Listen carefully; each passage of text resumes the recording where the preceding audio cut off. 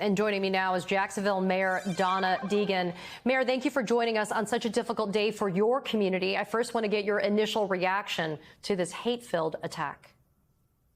Well, obviously, I'm heartbroken for my city. You know, this is something that we have seen far too often.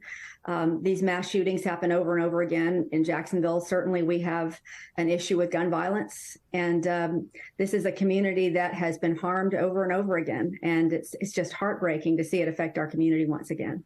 Police are saying, Mayor, that the shooter was involved in a 2016 domestic violence incident and was actually once involuntarily committed under Florida's Baker Act in 2017. But apparently, he was still able to get his hands on a semi-automatic rifle. So what does it say about the need to make sure that common sense gun legislation is on the books?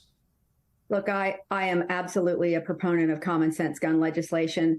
To me, you know, God gives us our hearts to care and our minds to think. And at some point, we really need to look at the common sense effects of what our lack of gun laws, our lack of common sense gun legislation is doing, but also the fact that we seem to, in Florida, be going backwards in that regard. If you look at cities, if you look at states, rather, that have permitless carry, and I'm not suggesting that that has anything to do with this case. I'm just saying overall, we need to change the way that we look at gun violence. You see a 15% increase in gun-related crimes. And so I just think that is one piece of this. But the other piece, Katie, is we have to look at the way, very intentionally, at the way we're talking, at the rhetoric we're using, at the laws we are enacting. It is incredibly important for us to deal with this hate. And I think first and foremost, the gun debate has been going on for a long time and probably will continue to go on for a long time.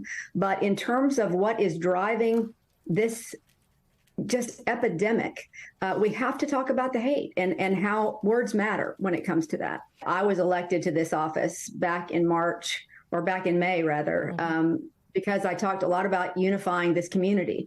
We are incredibly polarized.